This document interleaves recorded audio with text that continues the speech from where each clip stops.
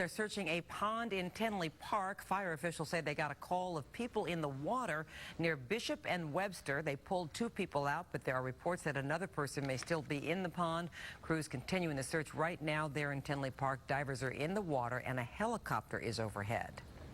Often you hear about neighbors fighting to get rid of bars. Here's a story about neighbors fighting to save one. Fox 32's Dane Placco reports on a decades-old tavern which may fall victim to a massive city construction project. It's time to open the bar, and Pat Kennedy turns on the beer signs at the Grayland Pub, something he's been doing every day since he bought this business 15 years ago. Problem is, no one can see the beer signs.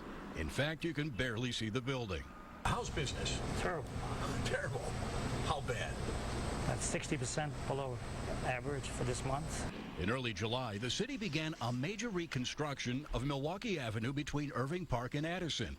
And since then, the Grayland Pub has been virtually walled off from the street and the old Irving Park neighborhood.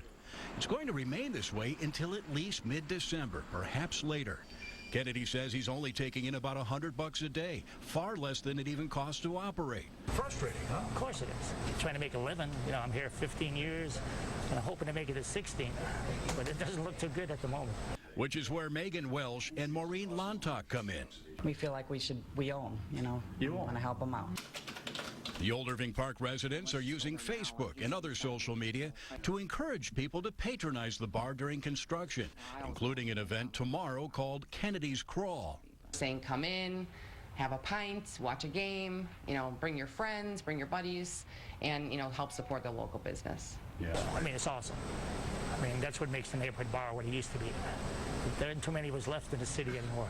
45th Ward Alderman John Arena says construction crews are already a month behind on the road project, and he's pushing as hard as he can.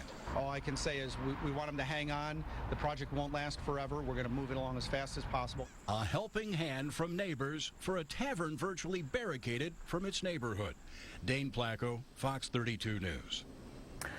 The motorcyclist who was injured after a fight between other bikers and an SUV driver was trying to defuse the situation.